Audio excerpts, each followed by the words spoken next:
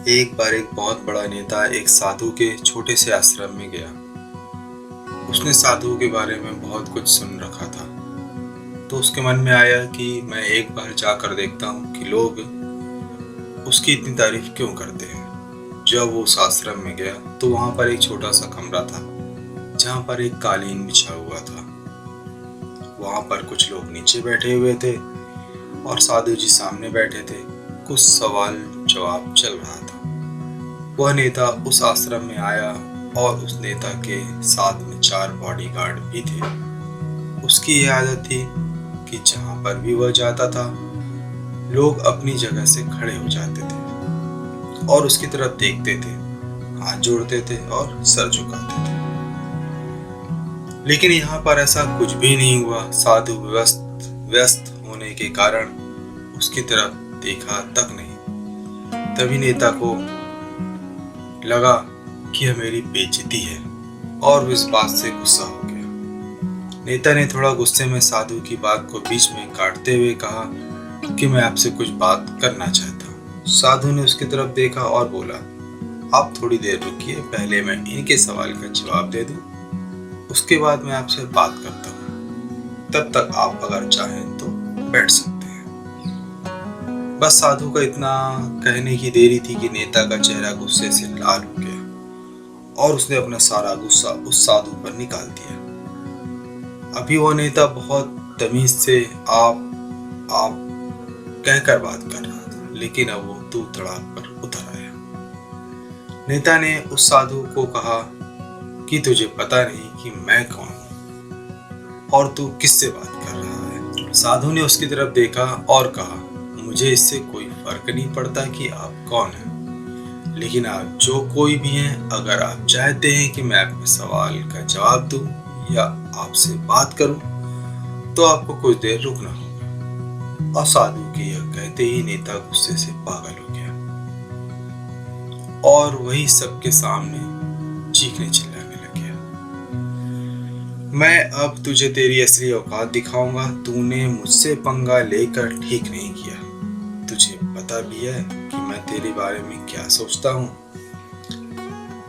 साधु ने फिर से नेता की तरफ देखा और बड़े ही प्रेम से कहा, मुझे इससे कोई फर्क नहीं पड़ता कि आप मेरे बारे में क्या सोचते हैं। आप जो चाहें वो मेरे बारे में सोच सकते हैं। फिर नेता ने उससे कहा कि तू चाहे सुनना चाहता है या नहीं, लेकिन मैं तुझे यही सबके सामने बताऊंगा कि मैं तेरे बारे में क्या सोचता हूँ। तू कोई साधु नहीं है, तू एक बहुत ही घटिया इंसान है, एक ढोंगी है, पाखंडी है और यहाँ पर जितने भी लोग बैठे हैं उन सबको बेवकूफ बना रहा है। तेरा बस यही एक मकसद है, इन लोगों की जेब में जितना पैसा है वो सब तेरे पास आ जाए। तू अपने फायदे के लिए इन लोगों का इस्तेमाल कर रहा है और अब मैं तुझे नहीं छोड़ने वाला। पूरी दुनिया के सामने तेरा पर्दाफाश करके रहूंगा। लेकिन उसके इतना बोलने के बाद भी हल्की सी मुस्कान उस साधु के चेहरे पर बनी रही। यह देखकर वो और भी तिलमिला गया और उसने कहा, अब बहुत हो गया, मैं यहाँ 1 मिनट भी नहीं रुकने वाला, लेकिन अभी भी तेरे पास मौका है। अगर मुझसे माफी मांगना है तो मुझसे कुछ कहना है तो कह सकते हो। इतना सब होने के बाद भी साधु के चेहरे पर एक मुस्कान थी और वह बिल्कुल शांत था।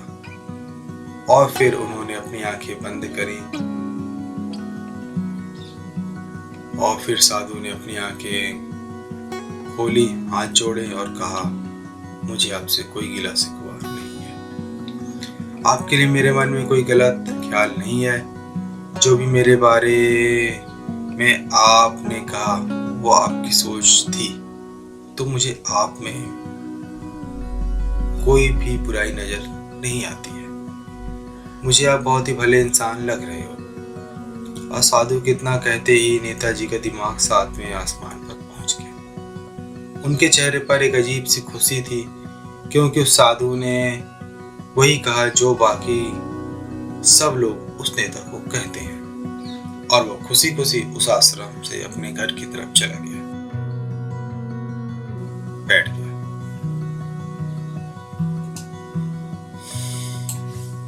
उसके पिताजी ध्यान में थे। उन्होंने पूरी जिंदगी सिर्फ लोगों की सेवा करी और बदले में कुछ भी उम्मीद नहीं किया। तो थोड़ी देर बाद उन्होंने अपनी आंखें खोली और देखा अपने बेटे को अपने साथ बैठे हुए, अपने बेटे को अपने पास बैठे हुए। तो उनके चेहरे पर उनके बेटे के चेहरे पर आज एक अजीब सी खुशी थी जो आज से पहले उन्होंने कभी नहीं देखी थी। फिर उसने एक एक करके सब कुछ बताया कि आज क्या हुआ, किस तरह से वो आश्रम गया और वहां पर क्या हुआ, उसने क्या कहा और साधु ने क्या कहा। जब उसके पिताजी ने पूरी बात सुनी तो थोड़ा सा मुस्कुराए और अपने बेटे को देखकर बोले कि उन्होंने तुम्हारी तारीफ नहीं करी, क्योंकि उन्होंने वह नहीं कहा जो तुम हो, उन्होंने वही कहा जो वे खुद हैं। और तुमने जो भी कुछ कहा वो नहीं कहा जो वो हैं, बल्कि तुमने वह कहा जो तुम खुद हो। यही बात वेदों में भी कही गई है, यथा दृष्टि तथा सृष्टि।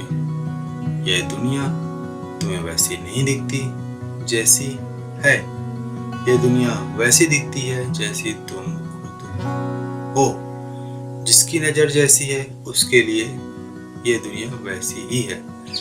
अगर तुम अपनी दुनिया को बदलना चाहते हो तो उसका सिर्फ एक तरीका है, अपनी नजर को बदलो। आपको अपना कीमती समय देने के लिए बहुत बहुत धन्यवाद।